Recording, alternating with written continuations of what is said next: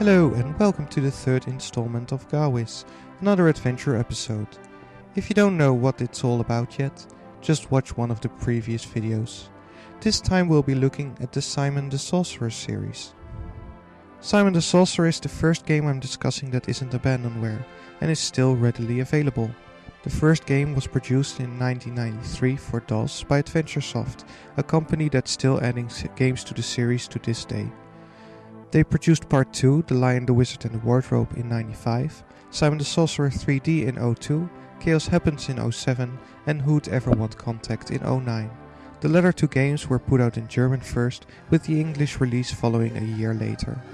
There are also a pinball and a puzzle pack that have been put out. The Simon the Sorcerer games are all pretty much the same style, with just minor tweaks and upgrades to stay with the times. There's an ongoing storyline, so I'll be focusing on part 1 to prevent spoilers and such. It's item collection and dialogue for the most part. It's the first game I'm talking about that has an actual dialogue option system with great conversation trees. It provides a very different style of game, even if it's part of adventure gaming.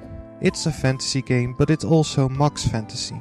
The first game is riddled with Lord of the Rings references, but also many fairy tales such as Rapunzel, Jack and the Beanstalk and the Billy Goats and the Troll Bridge. Everything just plays out slightly differently than you'd expect. You should pick this game if you like slightly crude humor. Swearing isn't avoided at all, but sometimes slightly censored with comic book style swearing with random dashes and squiggles. Still, the innuendo is enough to make this game inappropriate for the younger people. Comic style violence is quite common and some mild nudity appears, though never graphic.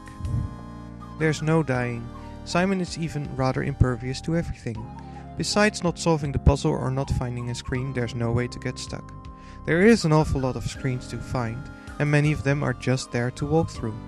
This while every background does have some animation in it, such as critters moving about. It's quite enjoyable if you want to, but there's a magic map to teleport you to any major landmark you want to, so you don't have to go through it if you don't want to. The music, however, is majestic. The games are still available for sale by the original company in every form, and the earlier games work on DOSBox and ScummVM, making it also quite possible to play it on any OS that can run those. ScummVM is even available for Android, and I think this game would be rather enjoyable there. There's links to purchase sites in the description below. This was all I have to say about this game. Give it a go if you want to. As for GAWYS, I've opened up a Facebook channel, facebook.com/GAWYS, but with the gaming of GAWYS written out in full. The link is in the description. I'd also appreciate comments about what to do next, or how I should improve the series. Like if you like it, favorite if it's your favorite, and subscribe if you want more. Next week we'll be looking at Indiana Jones and the Fate of Atlantis. Besides that, all that remains to be said is, I hope you enjoyed, and good gaming.